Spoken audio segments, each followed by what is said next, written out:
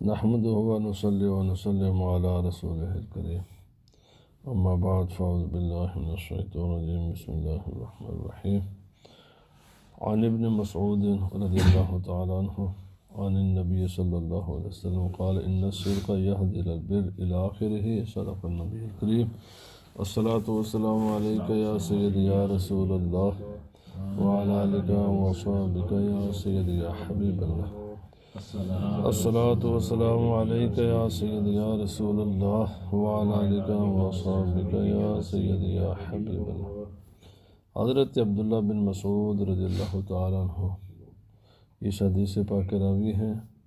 یہ نبی کریم رؤوف الرحیم صلی اللہ علیہ وسلم کے ان عظیم المرتبہ صحابہ اکرام میں سے ہیں کہ جو قدیم الاسلام ہے، بالکل ابتدائی، اور یہ ان کو نبی پاک صلی اللہ علیہ وسلم اور حضرت سیدنا ابو بکر صدیق رضی اللہ تعالیٰ عنہ نے دعوت دے کر بلا کر اسلام کی دعوت دی اور انہوں نے اسلام قبول کیا. اور یہ بالکل قدیم ترین جو ابتدائی، جیسے حضرت ابو بکر صدیق حضرت علی رضی اللہ تعالیٰ عنہ، یہ ان میں سے ایک ہیں. اور ان کے اسلام لانے کا واقعہ ان کی امانت تھے، بہت دیانتدار تھے، بہت ہی امین تھے. اور نبی پاک صلی اللہ علیہ وسلم نے ان کی امانت ہی کی وجہ سے، آپ اصل میں ایک سفر پر تھے، تو نبی پاک صلی اللہ علیہ وسلم یہ تھا ان کے ایمان لانے کے جو سبب چیز بنی تھی وہ یہ تھا کہ آپ کو پیاس اور بھوک محسوس ہے. اور حضرت ابو بکر صدیق رضی اللہ تعالیٰ عنہ کو بھی ایسے ہی ہوا. اور یہ اجرت پر بکریاں چرایا کرتے تھے، بچے تھے اور نوجوان تھے بالکل. اور نبی صلی اللہ علیہ وسلم ان کے حسن کی بھی بڑی تعریف میں، بہت حسین و جمیل تھے، ویری انٹیلیجنٹ، بہت دیانتدار. تو بچے ہی تھے تو نبی پاک صلی اللہ علیہ وسلم، اللہ رب العزت نے ان کے جو ہے نا ایمان لانے کا اور دعوت دینے کا ایک عجیب واقعہ ہوا کہ نبی صلی کو بھوک لگی اور حضرت ابو بکر صدیق کو بھی. تو دیکھا کہ ایک نوجوان ہے، بکریاں ہیں اس کے پاس، تو آپ ان کے پاس گئے تو فرمایا کہ ہمیں ذرا دودھ دے دو. تو کہنے لگے میں نہیں دے سکتا. آپ نے فرمایا کیوں نہیں دے سکتے؟ کہنے لگے یہ بکریاں میری نہیں ہیں، ایک بکریاں میں کرائے پر چراتا ہوں، میں ملازم ہوں، میری نہیں ہے، لہذا میں نہیں دے سکتا. نبی پاک صلی اللہ علیہ وسلم نے فرمایا کہ ہم قیمت دیں گے اس کی، یعنی جو دودھ لیں گے اس کی قیمت دیں گے. تو ان کے صدق کا یہ عالم ہے. دیکھیں تو انہوں نے کہا کہ میں نے اپنے مالک سے دودھ فروخت کرنے کی اجازت نہیں لی، میں نے جو میرا معاہدہ وہ بکریاں چرانے کا ہے، بکریوں کا دودھ بیچنے کا میرا ان کے ساتھ بات نہیں. میں نے اپنے جو جس کی بکری میں ان سے اجازت نہیں ہو کہ میں ان کا دودھ بیچ بھی سکتا ہوں. نبی پاک صلی اللہ علیہ وسلم نے انہیں فرمایا میرے پاس آنا، اور فرمایا میں آپ نے بتایا کہ میرے ساتھ ملاقات کرنا. نبی وسلم ان کو، تو آپ صلی اللہ علیہ وسلم فرمایا بھائی تیرا مالک تجھے کیا دیتا ہے؟ تو انہوں نے جو فرمایا اگر ہم تو مالک کو دے دے وہ سارا معاملہ ان کے ساتھ جو معاہدہ اس کو مکمل کر کے تو ہمارے پاس آ جائے تو ہم بھی تجھے وہی کچھ دیں گے یا اس سے کچھ زیادہ دیں گے. تو نبی پاک صلی اللہ علیہ وسلم نے ان کو اپنی خدمت کے لیے قبول فرمایا. اور یہ ان قدیم الاسلام صحابہ کرام میں سے ہیں. اور نبی صلی اللہ علیہ وسلم پھر ان کو کیوں قبول، یہ میں یہ بیان کرتا ہوں کیونکہ ان کے دیانتدار تھے نا، اور ویری انٹیلیجنٹ. انہوں نے جو جواب دیے ان کی دیانتداری اور جو ہے نا ان کے عقل کا پتہ دیتی تھی. تو نبی صلی اللہ علیہ وسلم فرمایا تم نے میرے پیچھے نماز پڑھنی ہے.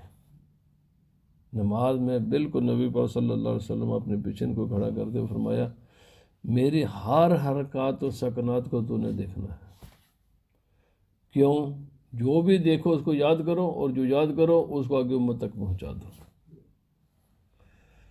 اسی لیے فقہ حنفی کا جو نبی پاک صلی اللہ، فقہ حنفی جو آتی ہے نا جی، یہ دو جگہ سے آتی ہے. اور یہ وہ صحابی ہیں کہ جن کو نبی پاک صلی اللہ علیہ وسلم کے گھر جانے کی اجازت ہے۔ یہ ان صحابہ کرام میں سے ہیں کہ جن کو نبی صلی اللہ علیہ وسلم کے گھر اندر جانے کی اجازت ہے، حضرت علی رضی اللہ تعالیٰ عنہ اور حضرت عبداللہ بن مسعود رضی اللہ تعالیٰ عنہ۔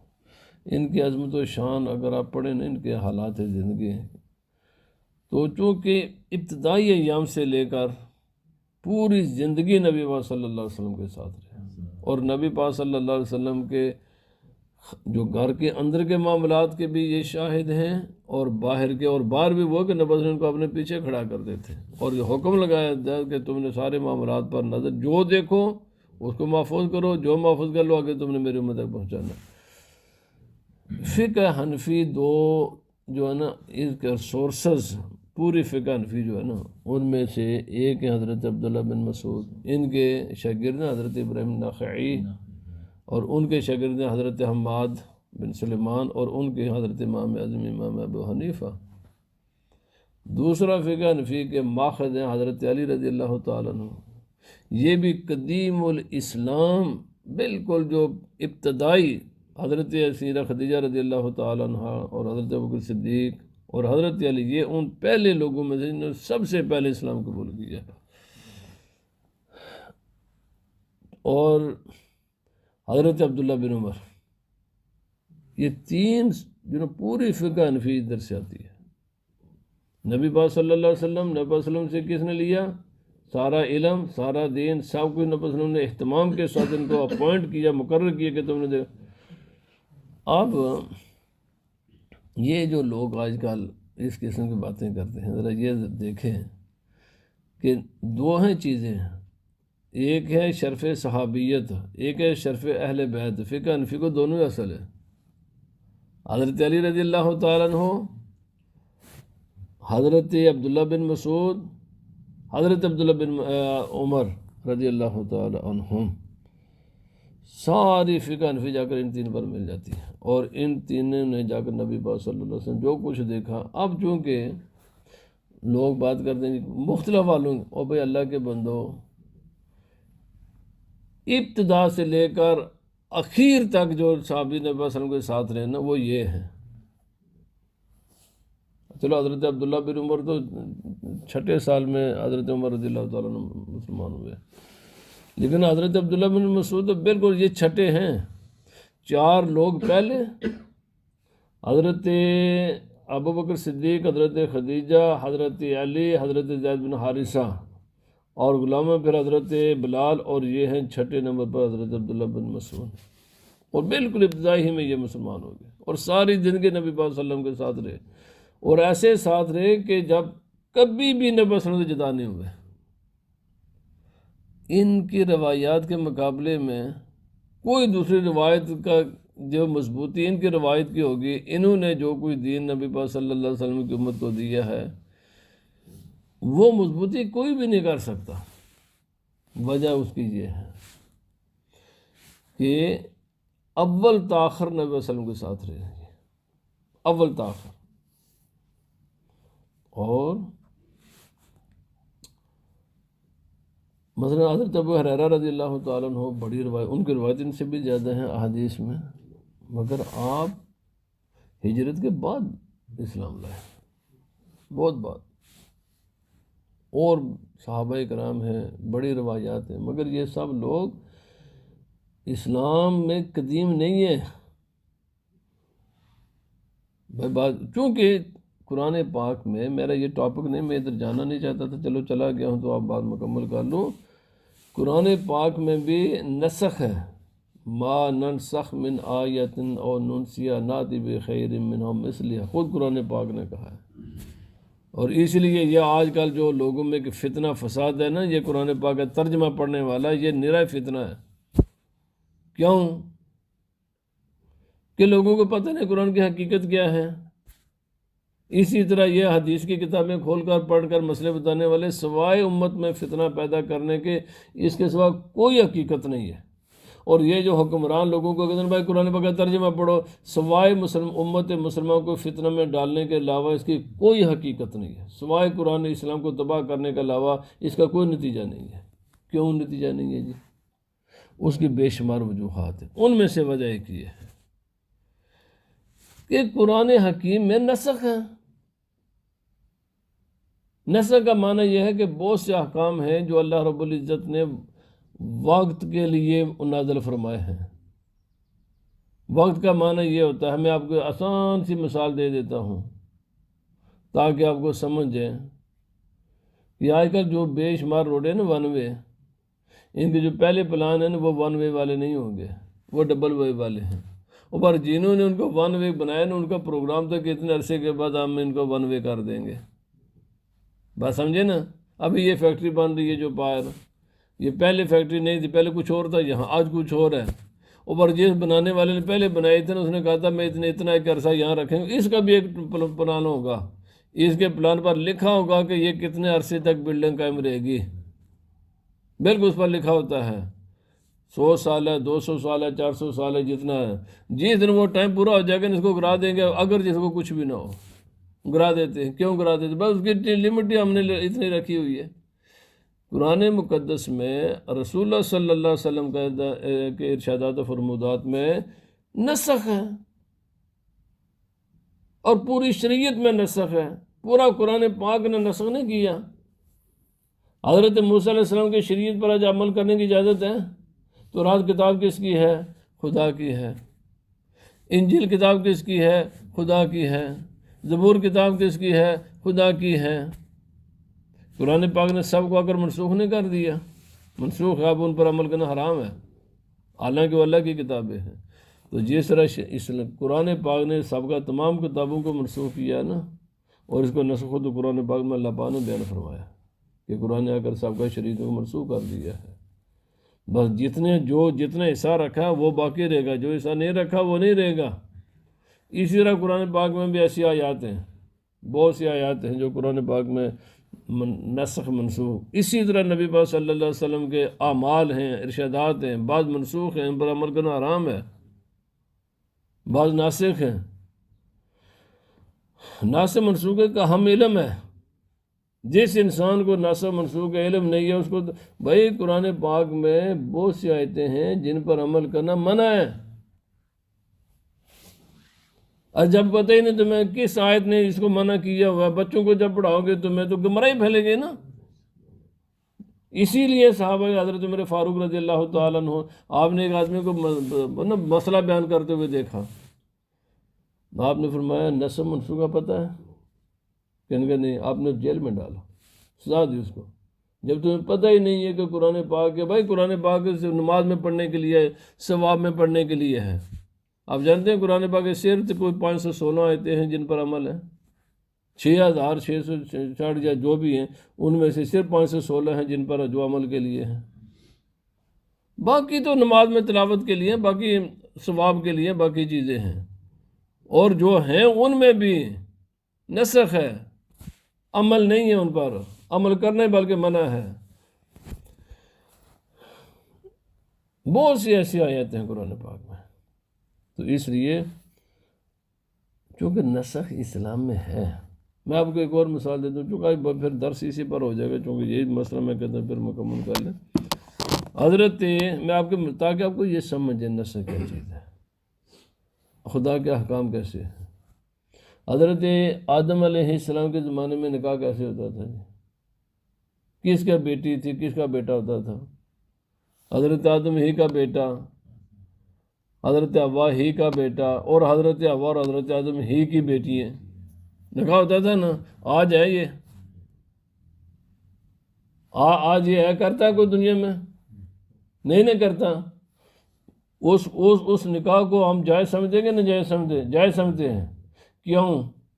کیونکہ وہ نکاح اس وقت کے لیے وہی نکاح تھا، اب اس کی اجازت ختم ہو گئی، وہ نکاح اس وقت کے لیے تھا۔ حضرت سلیمان علیہ السلام کی قریباً 1000 کے قریب بیویاں تھیں۔ آج کو کر سکتا ہے 1000 بیویاں؟ ہے کسی کو اجازت اتنی عورتیں کر؟ حضرت داؤد علیہ السلام کی 99 کا ذکر قرآن پاک میں ہے، حضرت داؤد علیہ السلام کی 99 بیویاں۔ آج ہے کسی کو اجازت؟ نہیں اجازت شریعت میں۔ کیوں؟ وہ حکم منسوخ ہو گیا۔ دو سگی بہنوں سے ایک وقت میں نکاح، آج ہے اجازت، گزشتہ امتوں میں تھی، وہ حکم منسوخ ہو گئے ہیں، وہ انہی اوقات کے لیے تھے۔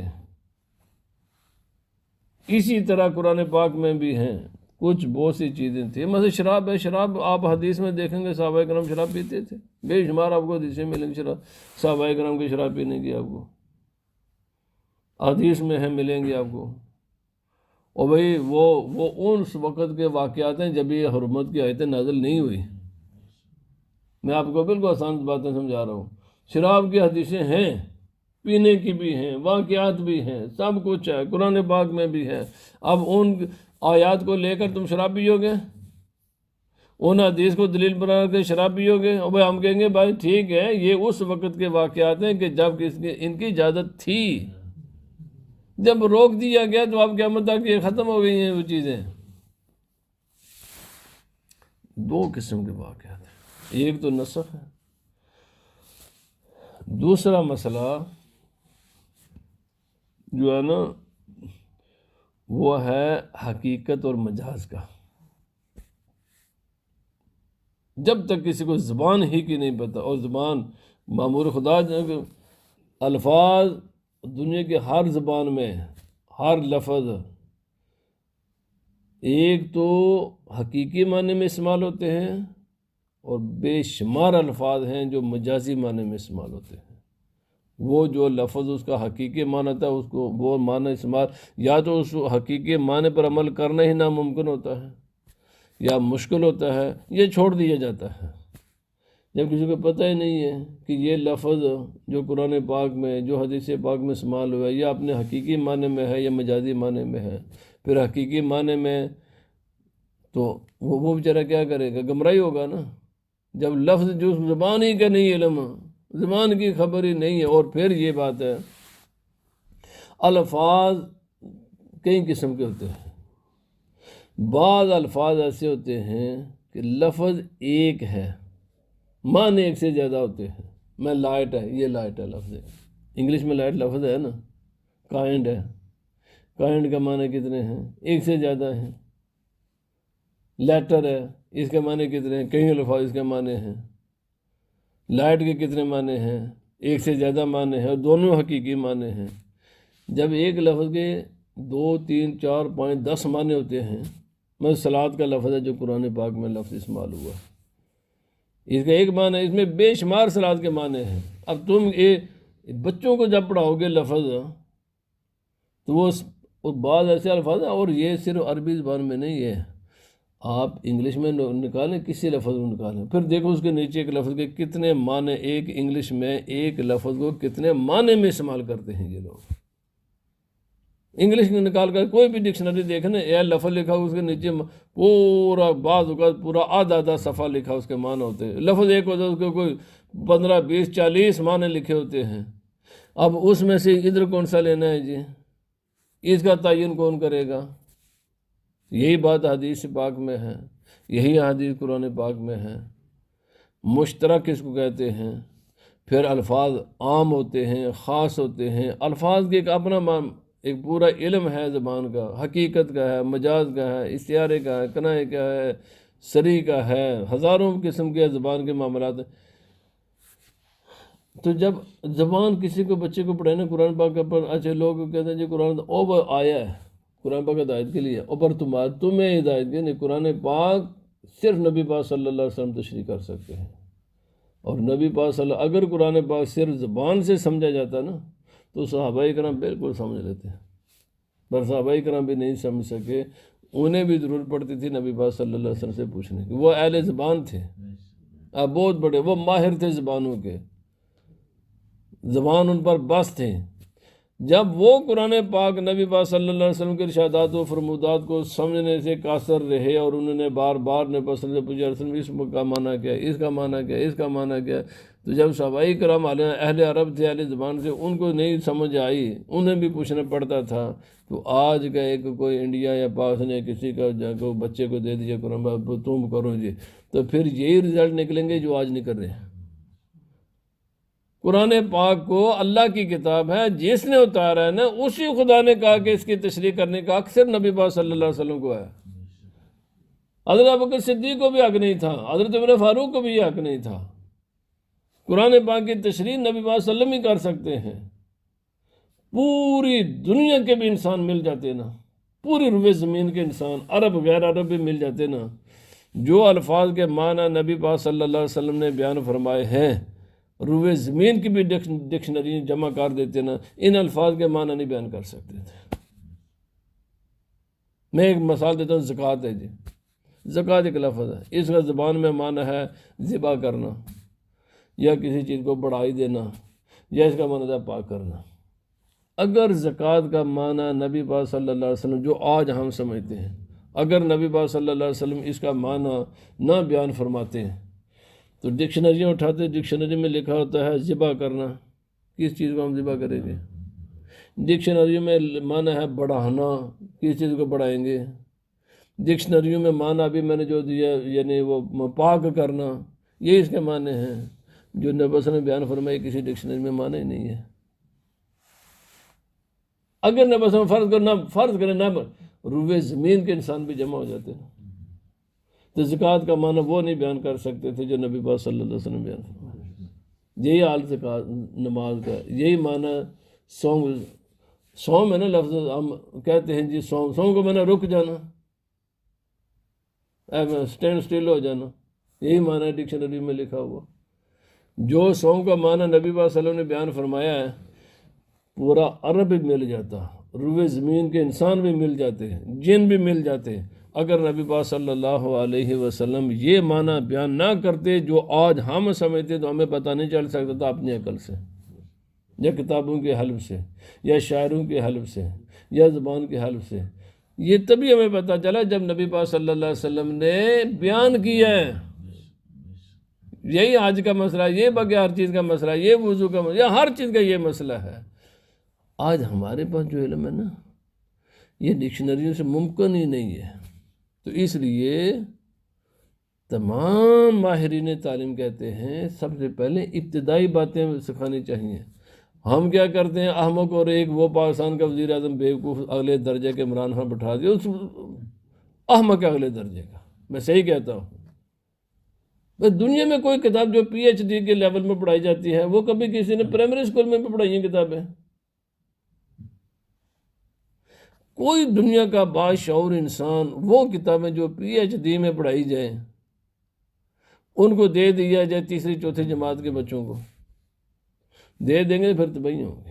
کیونکہ طریقہ یہی ہے، پہلے سیڈ بیج بویا جاتا ہے، پھر چھوٹی سی کومپل نکلتی ہے، پھر اس کو سینچا جاتا ہے، پھر آہستہ آہستہ آہستہ آہستہ ایک پورا درخت بنتا ہے۔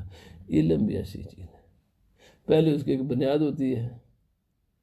جب یار دنیا کے ہر دوسرے کام کے لیے ایک بنیاد بناتے ہیں ہم، کسی انسان کو اچھا ہم پرائمری اسکول میں انجینئرنگ کی کتابیں پڑھاتے ہیں جی، پرائمری اسکول میں ہم میڈیکل کی کتابیں پڑھاتے ہیں، میڈیسن کی، پرائمری اسکول میں ہم لو کی کتابیں پڑھاتے ہیں، کیوں نہیں پڑھاتے جی؟ تو پڑھائے نا پھر۔ یہ صرف اسلامی کے لیے الٹا قانون رکھا ہوا ہے، یہی انگریز کی سازش ہے کہ مسلمانوں کو یہ بتاؤ قرآن ہدایت کے لیے ہے، لوگوں تو پتہ اس کا نتیجہ جو آج کو نکل رہا نا یہی نکلے گا۔ جب باندروں کو بنا دے دو گے نا تم جناب انصاف، تو باندر وہی کچھ کریں گے جو کرتے ہیں۔ انسان بھی ایسے ہی ہے، جب تم قرآن ان کے ہاتھوں میں دے دو گے نا، جب تک ان کے بنیادی جو تقاضے ہیں قرآن حکیم کو سمجھنے کے لیے ان کی خبر ہی نہ ہو، تو پھر حدیثوں کے ساتھ بھی یہی کچھ ہوتا ہے جو محمد علی مرزا کرتا ہے، اور یہی کچھ ہوگا جو آج وہ وسیم رضوی نے کیا ہے انڈیا میں۔ یہی کچھ ہوگا جب تم اس طریقے کو چھوڑو گے کہ جو طریقہ انسان، جب باقی تمام علوم کے لیے دنیا کا کوئی اچھا علم ہے نا جی، یہ بھی علم ہے وہ بھی علم ہے، باقی روئے زمین کے علم کے لیے ہم ایک طریقہ اپناتے ہیں، اسلام کے لیے وہ طریقہ کیوں نہ اپناتے جی؟ علماء نے کوئی کسر نہیں چھوڑی، علماء نے اپنے تمام فرائض ادا کیے ہوئے، لکھا ہوا ہے، ہرگز اگلی منزل پر پاؤں نہیں رکھنا جب تک تمہیں پہلی کا علم نہ ہو۔ اہل بیت تو آتے نہیں ہیں، آگے ہم بڑے بڑے دعوے، لوگ یہی تو طریقہ نا، احمد لوگوں کو گلاؤ قرآن ہدایت کے لیے آیا ہے جی، یہ تمہیں خود ہی سیکھنا چاہیے۔ اللہ کے بندو خود سیکھنے کی حضرت عمر فاروق رضی اللہ تعالیٰ عنہ فرمایا احمق تیری جگہ بازار نہیں ہے، تیری جگہ جیل ہے۔ جب تمہیں پتہ ہی نہیں ہے کہ قرآن پاک میں ناسخ منسوخ ہے، پہلے تو یہ کرنے والے بتائیں نا، کوئی ایک آدمی بتا دے یہ جن لوگ قرآن پاک کی کون سی آیت ناسخ ہے کون سی منسوخ ہے۔ یہی حال حدیث پاک ہے۔